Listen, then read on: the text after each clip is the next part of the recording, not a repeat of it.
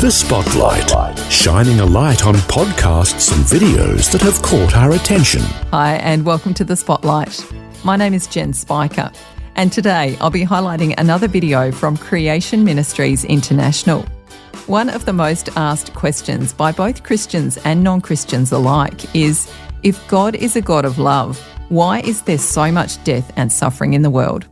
Gary Bates is an author, speaker and researcher for Creation Ministries, and he says that our view about how we came to be will greatly inform our position on death. The Spotlight with Jen Spiker. Gary, I meet a lot of people who are angry with God. Frequently I find it's because of death and suffering. We all experience it. Now, you've talked on this subject hundreds of times all over the world.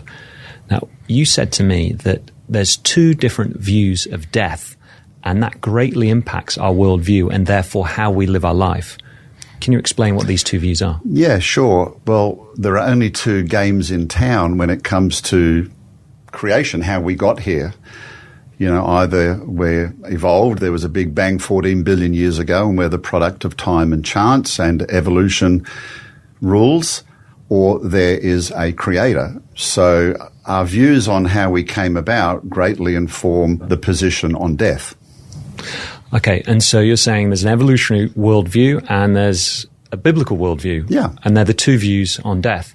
Now, I'm pretty sure someone who says they've got an evolutionary worldview would say, look, I don't think my belief in evolution affects the way I view death. How would you answer that? Well, it does. That's why I mentioned views about where we came from. Let me explain it this way. I love to distill it this way. You know, the three big questions we talk about, and we talk about them inside the church and outside the church. And the three big questions are, where do we come from? Why am I here? What's my meaning and purpose to life? And the third one, of course, is what happens to us when we die. So when I said two games in town, so if evolution is true, okay, you and I, everybody, we are just a giant cosmic accident, well, then ultimately there is no meaning and purpose to life. You're born, you die. But when you die, what happens? Is there any life after death in that scenario? No, there isn't. Now, the other view, if God is creator, as Christians, we believe we were created with meaning and purpose. Our meaning and purpose is in Him. And of course, the decisions in this life, well, they're going to affect where we spend eternity. So that's the answer to number three. So ultimately, your answer to question one determines your answers to questions 2 and 3. Right. So where we're going after we die depends on where we think we came from. Exactly. Christians believe that we're living in God's creation and that God is good. Therefore, it should reflect His character. So why does creation have death and suffering in it? Well, I understand why Christians would ask that question, but it's almost a type of question a non-Christian, a non-believer would ask. In other words, it's a bit of a challenge. I think what we see in the world with death and suffering is a reflection of what happened in history. So a lot of people say, well, if God's good, why doesn't nature, the world, reflect his character? The Bible's history says creation was originally good. In fact, on the days of creation, God said it was good, good, good. And on the sixth day, He said it was very good. That's how it's translated in English. The word there is, in Hebrew, tov miod, which means finished, completion, perfection. But the Bible indicates something went wrong. Sin. What is sin? You know, people say, well, I'm not a sinner. But sin is defined as rebellion from God, not acknowledging who He is, following His ways, recognizing that He is the creator. So we are living in a good creation that's gone bad. And there were consequences for sin. God put a curse on this earth. Things went bad.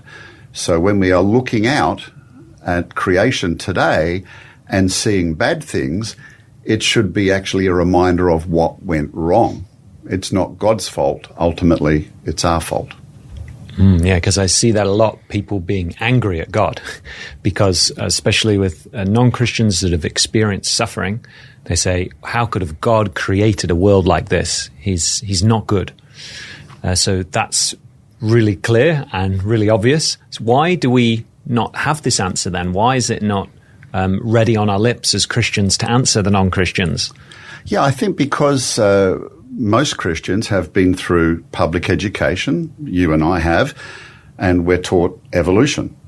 Evolution is a process that says human beings came about by a process of death and suffering and culling out the weak.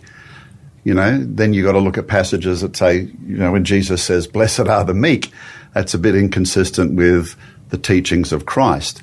So seeing death and suffering in the world, if people believe that's the scientific method of how the world came to be, you and I evolved, then they're saying, well, God used a process of death and suffering. That would obviously make him a cruel creator. And to be honest, Scott, if God did use a process of evolution to create, I wouldn't want to worship him either, because in that scenario, we've had millions of unfit species go extinct. And yet Jesus says God cares about the sparrow. Does he not feed him, etc.? Wow. So it sounds like, Gary, the problem is when we try and mix the two worldviews. So in my example, I was saying when the non-Christian says, hey, I'm angry with God because of death and suffering. And then if we don't have an answer, that's maybe because we're saying, well, we've accepted the evolutionary worldview. Because if you, and I guess the reason those people, the non-Christians, are angry with God is because they think God used evolution, because they're taught evolution is true. And if they think the earth has been a harsh place for 4.5 billion years, the universe a harsh place for over 13 billion years, then they just import God into that worldview. Well, God created that. Yeah. But what you're saying is that's not the story. No. Scott, in all the churches I've ministered in my 30 years of ministry and speaking to Christians and pastors and having non-believers come up, unquestionably the number one question Christians and non-believers have today is that if God is a God of love, why did he allow all this death and suffering? And their view is that he created that way. And a lot of Christians will say when they're challenged by non-believers, well, if God's good, why does he allow 9/11 and famines and tsunamis? And we don't answer the question. The majority answer, I believe, that most Christians give is, well, we don't know those things now, but, when we get to heaven, we'll find out. Well, I can tell you that was the number one question I had when I was not a Christian, and I was challenging my Christian friends. It was like, well, kind of don't worry about it. But if Christianity is a valid, reasonable faith, we should have answers to those questions, and we do. But the great problem is that so much in the church, we've rejected the Bible's history and the creation account. The creation account, is supposedly contentious, particularly when we're talking about the time frames and the age of the earth and the days of creation. So if we reject that, very soon after the creation, it talks about mankind's rebellion. So even Christians who believe in evolution, they believe that we're sinners and Christ came to redeem us from sin. And I say, well, which book in the Bible do you have to go to find the origin of sin? Guess what? It's back in the book of Genesis. You're kind of having two bob each way, and there's a massive inconsistency in, I believe, someone's apologetic in their faith if they're trying to witness to someone about the salvation of Christ, but at the same time they say, yeah, but don't worry about the creation account in Genesis. Wow. So you're saying if we're a Christian and we're trying to tell a non-Christian, hey, God's a good God, and hey, God wouldn't put all this death and suffering into the world, well, you're going to be compromised if you've believed in an evolutionary worldview, because you're probably not taking the first few chapters of Genesis as they're written, and therefore God was the one that put the suffering there. Exactly. But in chapter 3, it clearly says that original death, the way death came into the world, was through Adam and Eve, not through God. It's very simple. I would say to a Christian, how would you answer a non-believer, a skeptic, an evolutionist, if he says to you, why should I be saved? It's very simple. What am I being saved from? Hebrews 9:3 tells us that without death there is no remission of sins. Why did God bring a substitution? All those years with the tabernacle, there was a substitutionary atonement, right? It was a part-time thing, if you want to put it that way. Animals were being sacrificed. The priests would lay their hands on it, transfer the sin of the people to those animals, and that animal would eventually be killed. That was a temporary measure because ultimately Jesus, the very Lamb of God, would be the one that would take away the sins of the world. And again, if we accept evolution and we try that to add that to the Bible, evolution is a record of death. That means God is the one that instituted death. Now, in a way, he did institute death when he put a curse on the earth. So the next question people ask us is, of course, why did God institute a curse? Yes. So, yeah, I was going to ask how. Why? Because you basically they could say, okay, you're saying that death and suffering don't come from God, that it was Adam and Eve's fault, but it was God who was the one that given the curse. So, and I've had that asked, Gary. How do we answer that one? Well, again, if we take the Bible's history at face value, Adam and Eve, and us as their descendants, we would have lived eternally. He was created to be an eternal being. So once humanity rebelled from God, we would have been eternally separated from God. That's an unthinkable thing. Wow. So now, believe it or not, it's actually only through death that we can be reconciled back to our Creator. So we have to go through, if you like, the fires of death, but we have to believe in the one whom God sent, and then we can be reconciled back to our Creator. And when we're reconciled back to our Creator, that gets back to the basis of question 1. There can be no greater meaning and purpose in life, Scott, than to find out who made us and to be reconciled back to him.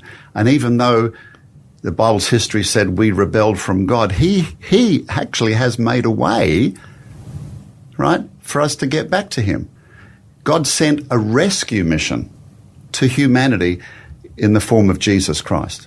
This is The Spotlight, and we've been hearing Gary Bates in the first part of a long-form interview produced by Creation Ministries International, exploring the age-old question, if God is a God of love, why is there so much death and suffering in the world? As Gary points out, there are two very different views of death, and our beliefs about origins are critical as we answer this important question. I'm Jen Spiker, and next time on The Spotlight, we'll hear more of this conversation with Gary Bates, including why we shouldn't be surprised by suffering. If you can't wait and want to watch the interview in full, you can do that right now in the Free Vision app. Just tap the Watch tab and scroll to the Creation Ministries International channel for this and other fascinating interviews. For more great podcasts and videos like the one featured today, check out vision.org.au or the Free Vision app.